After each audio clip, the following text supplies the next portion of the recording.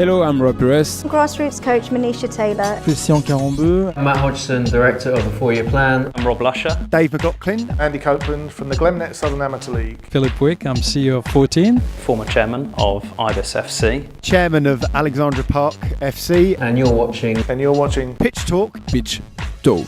The only place to get your Monday night footballing fix.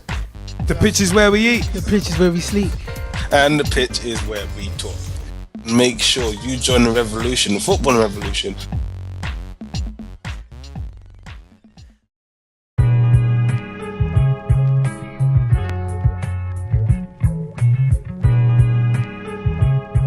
Ladies and gentlemen, boys and girls, children of all ages, Straight Shooting LJ, the G-Man and Jazzy Fizzle proudly, usually, bring you a Monday night footballing fix. But right now, it's time for another installment of the series that gets in, I can't even say the deep, dark, seamy underbelly line anymore because you know it already. You know what it's all about. We like to focus on those doing good things in football.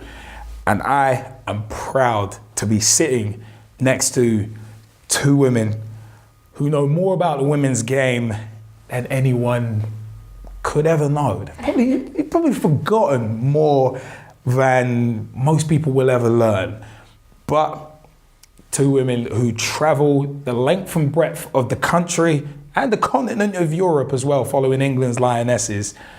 I am sitting with Sophie and Rachel of Girls on the Ball. And I'd like to say welcome. Thank you. Thank you. And how's it going? Going good, really good. We just got back from Cyprus. Last week the Lionesses were out there, and they got to the final. But yeah, getting back into the swing of things, the season starts soon, so. Yeah, been pretty good. I was glad to get back to a game on Sunday. And we've got Champions League next week, so it all starts now.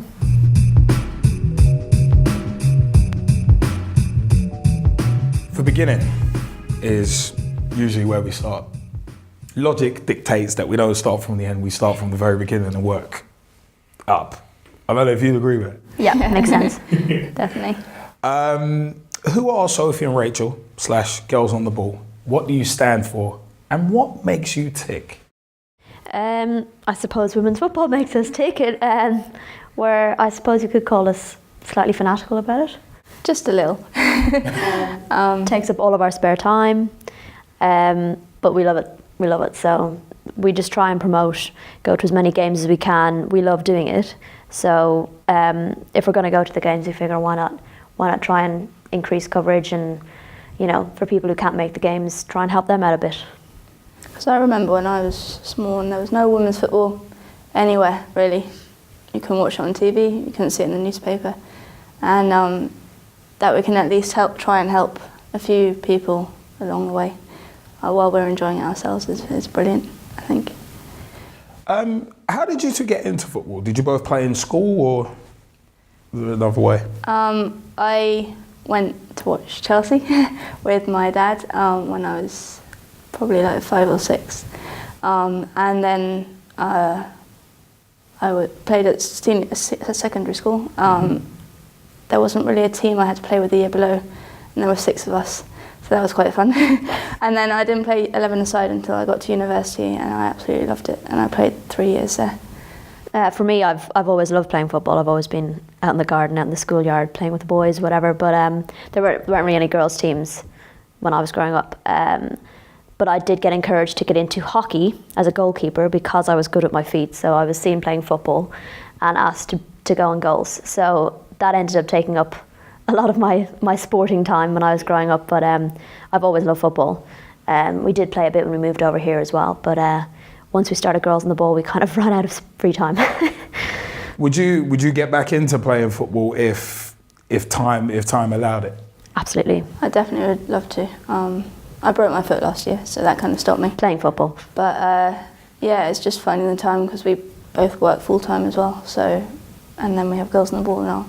Other full time, so we just have no time. I broke my wrist last year playing football, so neither of us done particularly well. Bit injury prone. I was gonna say I've gotten off a bit fortunate with only a torn ACL as my most serious injury. Do you remember the first match you played in? Not at school. I think it was more like another school coming along and playing five-a-side football.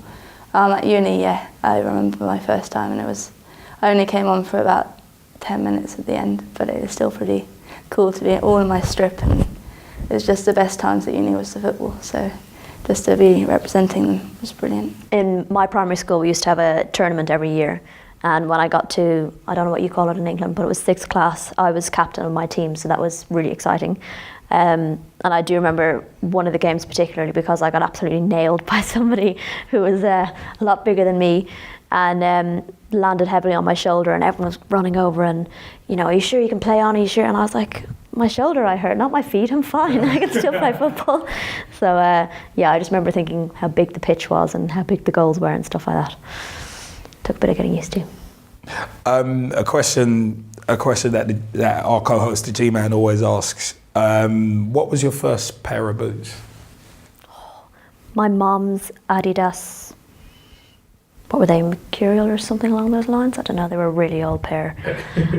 Maybe it was what are they, Coppa? I can't remember what they were called. Really old, pretty sure they were a size too big. Black Adidas classic kind of. Yeah, I think mine were the same, black and white Adidas classic.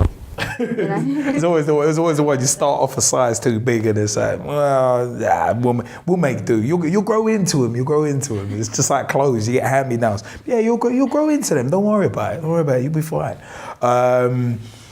What were your favourite positions to play as youngsters?